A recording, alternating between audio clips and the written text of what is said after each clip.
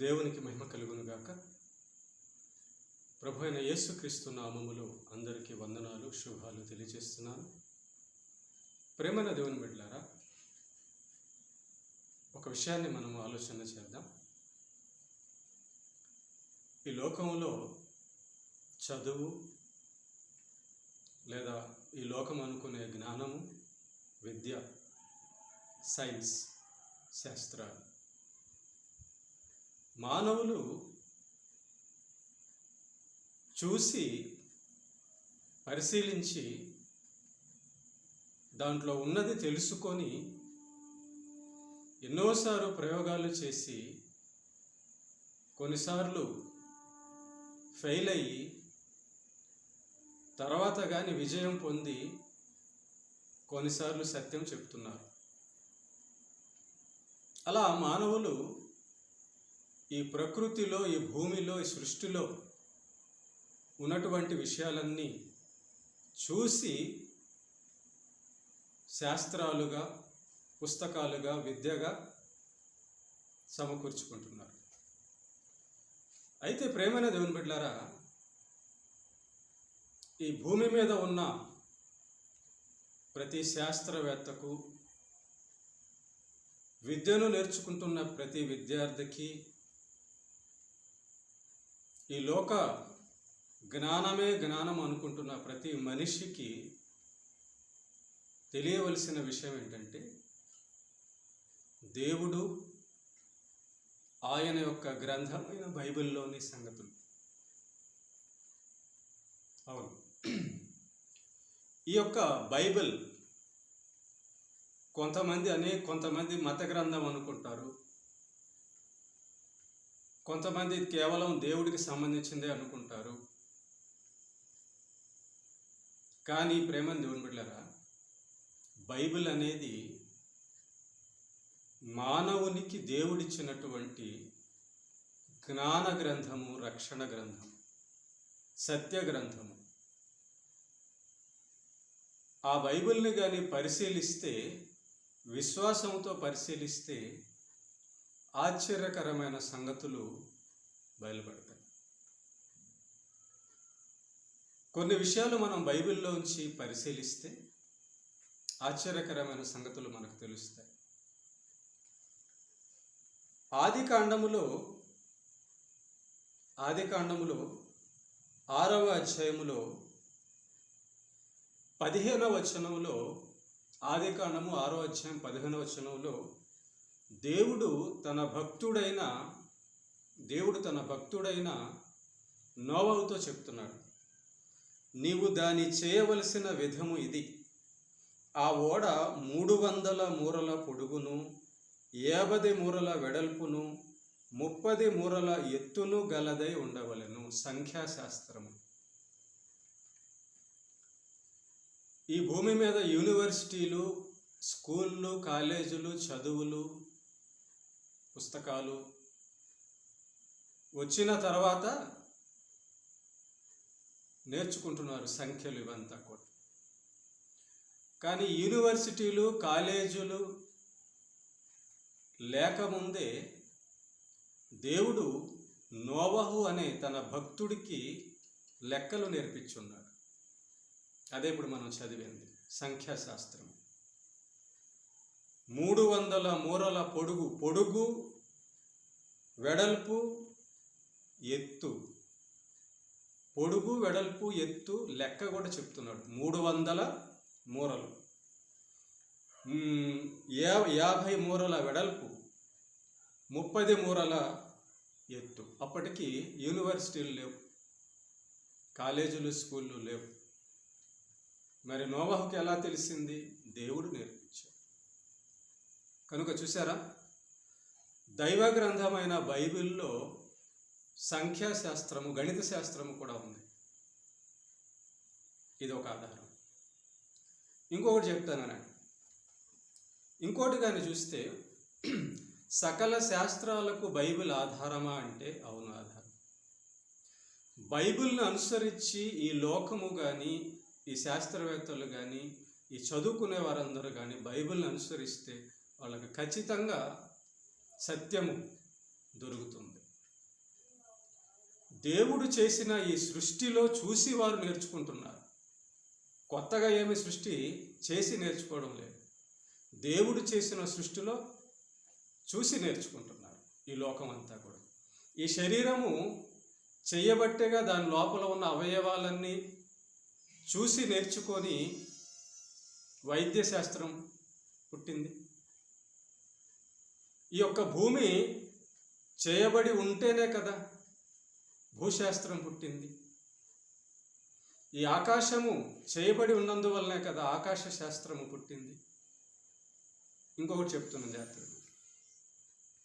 పురావస్తు శాఖ అని ఉంటుంది.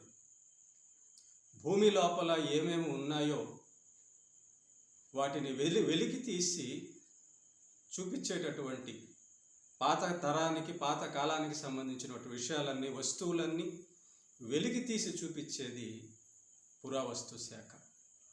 ఈ పురావస్తు శాఖ కొన్నిసార్లు అదిగో అక్కడ ఒక జంతువు, పెద్ద జంతువు యొక్క ఎముకలు దొరికాయి, అదిగో ఒక పెద్ద మానవుడి యొక్క తలల ఎముకలు దొరికాయి.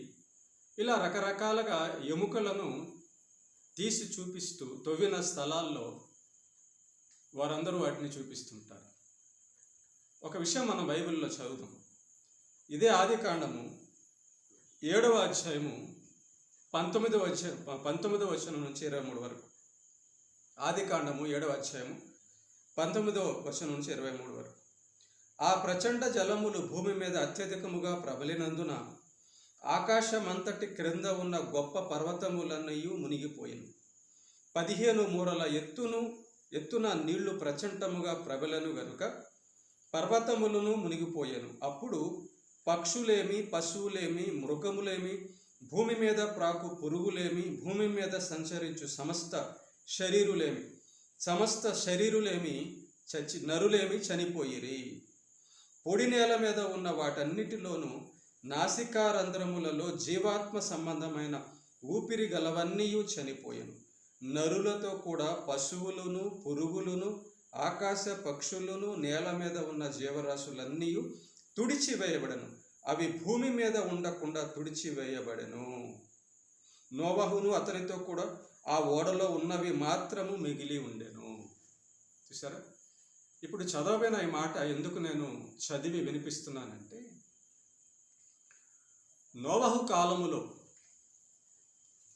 ఒక గొప్ప జలప్రళయం వచ్చింది. ఆకాశము మీద నుంచి నీళ్లు కురిశాయి. భూమి యొక్క అగాధ జలములు, ఊటలన్నీ కూడా విప్పబడ్డాయి. సముద్రము భూమి అంతా ఒకటే అయిపోయేటట్టుగా గొప్ప గొప్ప కొండలన్నీ మునిగిపోయేంత జలం వచ్చింది. దేవుడు ఆనాటి మనుషుల యొక్క పాపములన్నీ కూడా చూసి సహించలేక మనుషులందరూ నా మాట వినడం లేదని నోవహు ఒక్క కుటుంబాన్ని తప్ప మిగతా వాళ్ళందరినీ కూడా నాశనం చేసేసాడు. జలముల పంపించి మొత్తం ప్రవాహంలో తుడిచేసేసాడు. ఆలోచిద్దాం. మరి ఆనాటి కాలంలో ఉన్నటువంటి మానవుల యొక్క కళేబరాలు, ఎముకలు ఎక్కడున్నాయి? ఆనాటి కాలంలో ఉన్నటువంటి జంతువుల, పక్షుల కళేబరాలు ఎక్కడున్నాయంటే సముద్రము, భూమి అంతా కూడా ఒకటైపోయింది ఆ యొక్క జల ప్రవాహానికి. కనుక ఆ జల ప్రవాహం కొట్టుకొని వచ్చేసి, ఆ జల ప్రవాహం వచ్చినప్పుడు ఏ నరులైతే చనిపోయారో, ఏ జీవజంతువులైతే చనిపోయాయో అవన్నీ కూడా 2 స్థలాల్లో ఉన్నాయి. వాటి కళేబరాలు, వాటి ఎముకలంతా ఎక్కడ? ఒకటి సముద్రము అడుగు భాగంలో, రెండోది భూమి యొక్క లోపల. ఈ 2 భాగాల్లో, ఈ 2 స్థలాల్లో కళేబరాలు, ఎముకలు ఉన్నాయని చెప్పి బైబిల్ చెప్తుంది.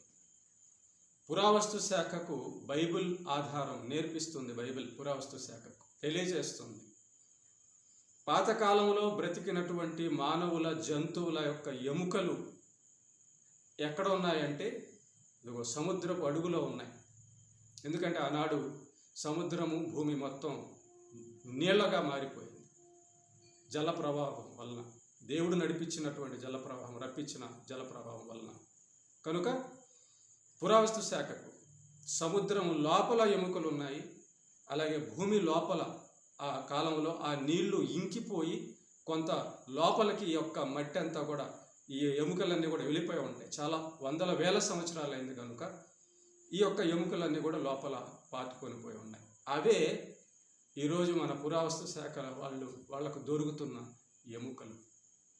బైబిల్ చెబుతున్నటువంటి సైన్స్, బైబిల్ చెబుతున్నటువంటి సత్యం, ఆ కాలంలో జరిగినటువంటి ఆ యొక్క జల ప్రవాహపు నాశనములో మానవుల యొక్క కళేబరాలు, జంతువుల యొక్క కళేబరాలు భూమి లోపల, సముద్రం లోపల కూడా అడుగున ఉన్నాయి. పరిశీలించి చూసుకోవచ్చు. ఆ తవ్వకాలలో దొరుకుతున్నది ఇదే. చూసారా బైబిల్ ఎంత సత్య గ్రంథము. దేవునికి మహిమ కలుగునుగాక. ప్రార్థన చేద్దాం. కృప కలిగిన మక్కన తండ్రి, మహోన్నతుడైన దేవానికి స్తోత్రం. నీ గ్రంథము సత్యము, నీ మాటలే సత్యము. నీవు సృష్టికర్తవు కనుక నాయన ప్రతి రహస్యము, ప్రతి నిజము నీ దగ్గరే ఉంది. నువ్వే చెప్పగలవు. నేను నీవే రాపిచ్చున్నావు. కాబట్టి ఇప్పుడు చదవబడిన లేఖన భాగాలన్నీ గమనిస్తే, అవును తండ్రి, ఈ మానవులకు జ్ఞానాన్ని అందించిన వాడవు నువ్వే. ఈ మానవులకు శాస్త్రాలను తెలియచేసిన వాడవు నువ్వే నాయన. నిన్ను ఇదిగో ఎరగక ఉన్న ఈ లోకం ప్రభువా, ఇదిగో నాయన వారిదే లోకం, వారే జ్ఞానవంతులని అనుకుంటున్నారు. వెర్రి జ్ఞానం అని చెప్పి నువ్వు చెప్తున్నావు.